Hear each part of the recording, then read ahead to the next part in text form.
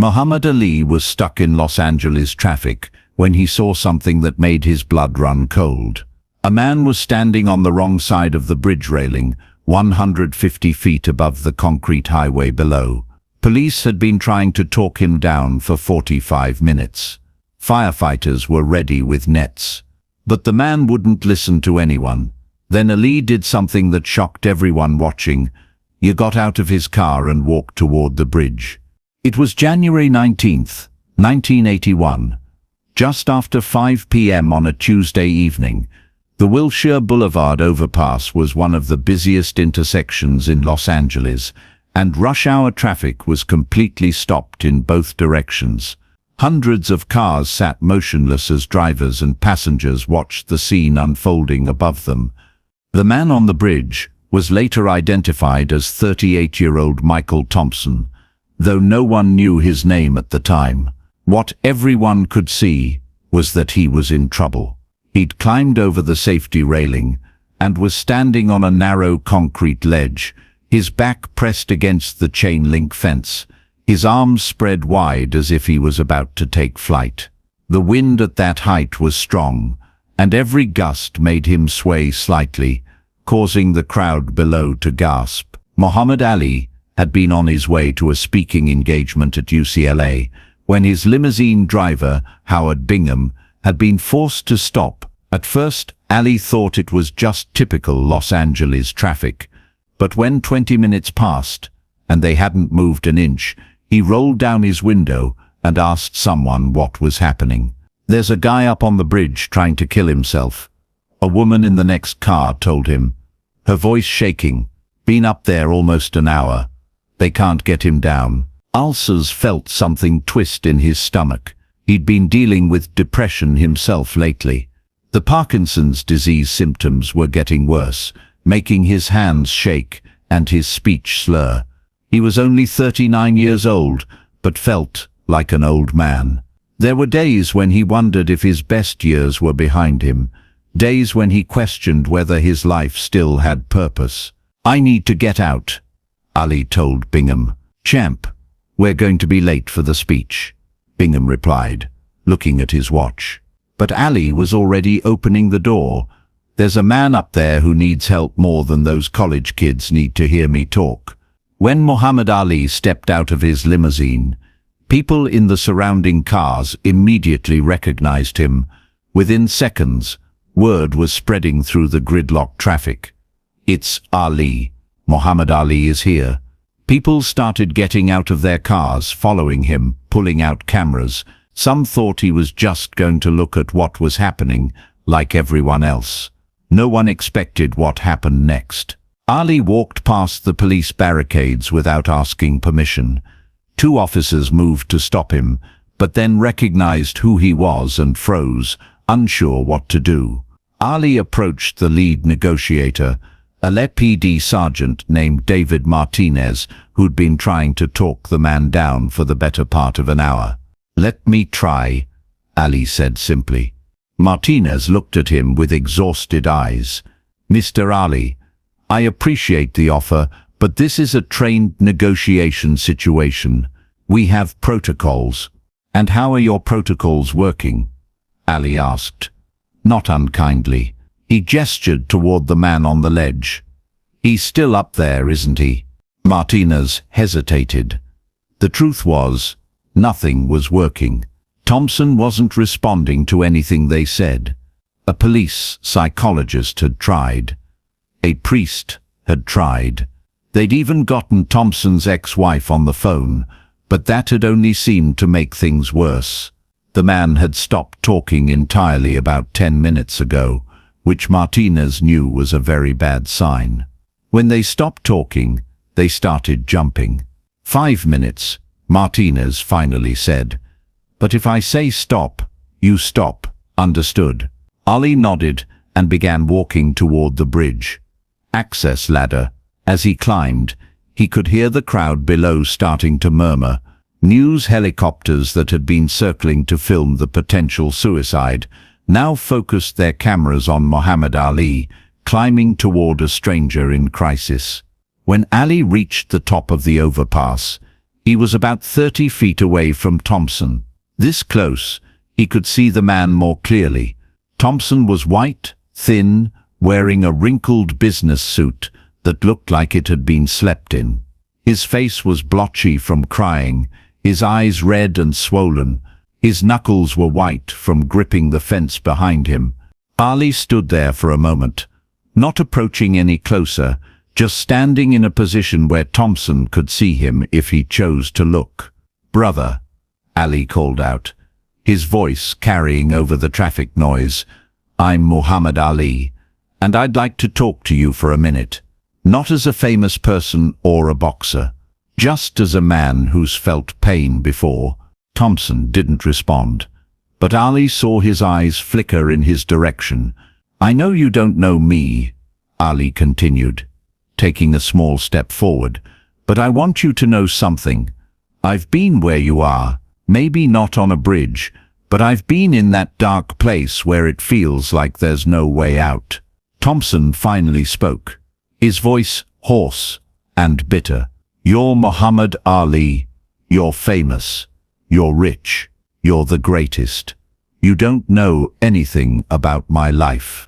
"You're right," Ali said, taking another careful step. "I don't know your specific pain. I don't know what brought you here today, but I know what it feels like to lose everything you care about. I know what it's like to be so scared and so tired that giving up seems like the only option left." Thompson laughed, a harsh sound.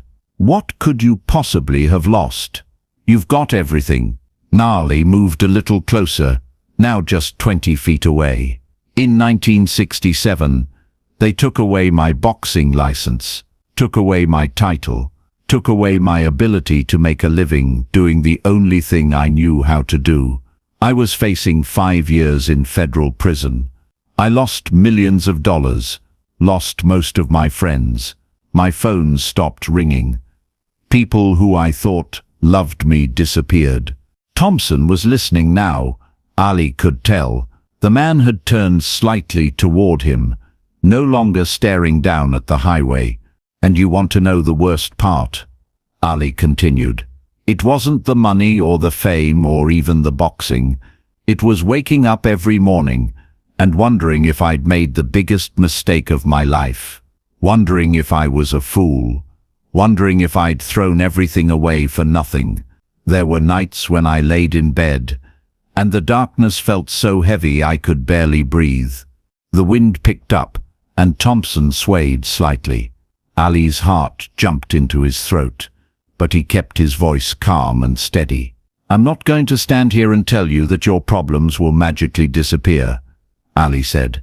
"I'm not going to promise you that everything will be okay tomorrow, but I am going to tell you that this moment, right now, this is not the end of your story. This is just one chapter, a dark chapter. Maybe the darkest one, but not the last one." Thompson's face was crumbling now, tears streaming down his cheeks. "You don't understand. I've lost everything. My wife left me. I lost my job. My kids won't talk to me. I'm about to lose my house. I have nothing left." "You have your life," Ali said, "now just 10 feet away, and as long as you have that, you have the chance to rebuild. Maybe not today. Maybe not this month, but someday." "I don't want to rebuild," Thompson sobbed. "I'm tired. I'm so tired of fighting." Ali nodded slowly. "I understand that. Fighting is exhausting. And you know what? You don't have to fight right now. You just have to take one step, just one. Come back over this railing. That's all. You don't have to make any big decisions. You don't have to figure out the rest of your life. Just take one step toward me, and I promise you whatever happens after that, you won't face it alone." For a long moment, Thompson didn't move. The only sound was the wind, and the distant traffic, and the helicopters overhead. Ali waited, not pushing, not rushing, just standing there with his hand extended. "What if I can't do it?" Thompson whispered. What if I step back and nothing changes?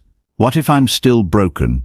Then you'll be broken on this side of the railing, Ali said gently, and broken people can heal, dead people can't. Thompson looked down at the highway below, then back at Ellie. Why do you care? You don't even know me. Because 17 years ago, someone cared enough to stand by me when everyone else walked away, Ali said. A man named Angelo Dundee, my trainer. He could have abandoned me when they took away my license. He could have found another fighter. But he stayed. He told me, "Chump, this isn't the end. This is just a setback." And he was right. I got my license back. I fought again. I even won my title back. But none of that would have happened if Angelo had given up on me. So I'm not giving up on you. Something shifted in Thompson's face. The desperate, hopeless look began to soften just slightly. He looked at Ali's extended hand, then back at his face. "I'm scared," Thompson said. "I know you are," Ali replied. "But courage isn't the absence of fear. Courage is being scared, and doing it anyway. Take my hand, brother. Just take my hand." Thompson's grip on the fence loosened slightly. He leaned forward, away from the edge, just an inch, then another inch. His hand reached out, trembling, toward Ali's. Below, hundreds of people were holding their breath. Sergeant Martinez had his hand on his radio, ready to call for the emergency nets. The firefighters were repositioning. Everyone could sense that this moment could go either way. Ali took one final step forward, closing the distance between them. "That's it," he said softly. "Just a little more. You can do this. I know you can."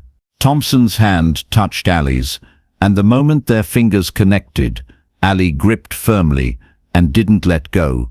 With his other hand, he reached out and grabbed Thompson's arm. "I've got you," Ali said. "I've got you, brother. You're not alone anymore." With Ali's help, Thompson climbed back over the railing. The moment his feet touched the safe side of the bridge, his legs gave out and he collapsed. Ali went down with him, wrapping his arms around the sobbing man, holding him as he cried. The crowd below erupted in cheers. Car horns honked. People were crying, clapping, embracing strangers. The police officers who'd been standing by rushed forward, but Ali waved them back for a moment, just holding Thompson as the man shook with sobs. "Thank you." Thompson kept saying over and over, "Thank you." "You don't have to thank me," Ali said quietly.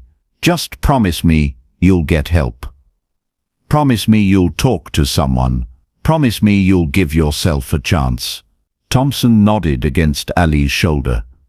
"I promise. I promise." When the paramedics finally took Thompson away to the hospital for evaluation, Ali stood on the overpass for a long moment, watching the ambulance drive away. His hands were shaking, partly from the Parkinson's, partly from adrenaline.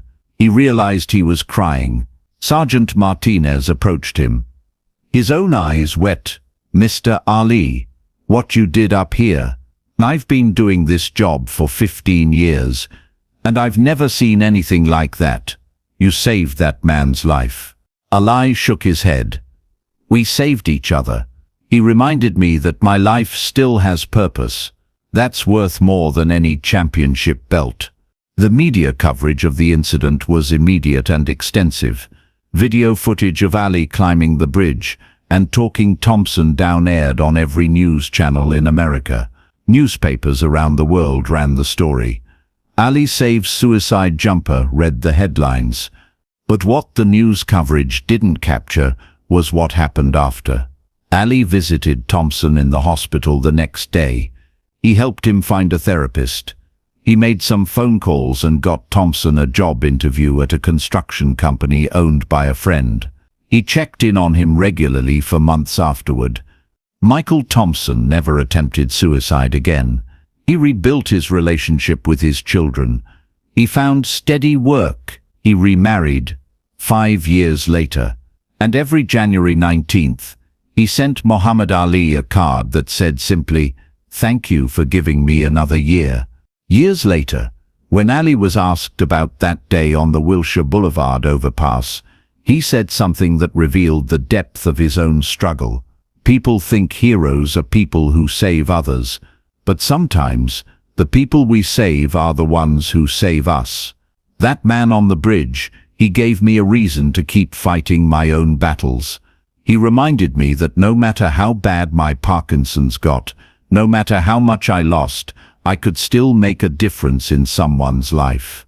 That's what kept me going. The incident on the bridge became legendary, not because of the fame of the people involved, but because of the humanity it revealed. It showed that mental health struggles don't discriminate. They can affect anyone, from the homeless to the famous, from the powerful to the powerless. And it showed that sometimes the most powerful thing one person can do for another is simply to say, "I understand your pain, and I'm not leaving you alone." Muhammad Ali fought 61 professional fights in his boxing career. He won 56 of them. But the fight he won on that bridge in 1981 might have been his most important victory. He didn't win it with his fists. He won it with his words, his empathy, and his willingness to be vulnerable about his own struggles. Michael Thompson lived for another 32 years after that day on the bridge. He died peacefully in 2013, surrounded by his children and grandchildren. At his funeral, his daughter read a letter he'd written to be opened after his death. In it he wrote, "On January 19th, 1981, Muhammad Ali gave me a second chance at life. I hope I used it well. I hope I made him proud. And I hope that if anyone reading this is feeling the way I felt that day, they'll remember that there's always one more day worth living for, always." If this story of compassion and human connection moved you, make sure to subscribe and hit that thumbs up button. Share this video with someone who might be struggling, sometimes knowing that even the greatest champions face dark moments can give us the courage to face our own. Have you ever helped someone through a crisis, or has someone helped you? Let us know in the comments. And remember, if you're struggling, please reach out. The National Suicide Prevention Lifeline is available 24/7 at 988. Your life matters. Ring that notification bell for more incredible true stories about the humanity behind the legends.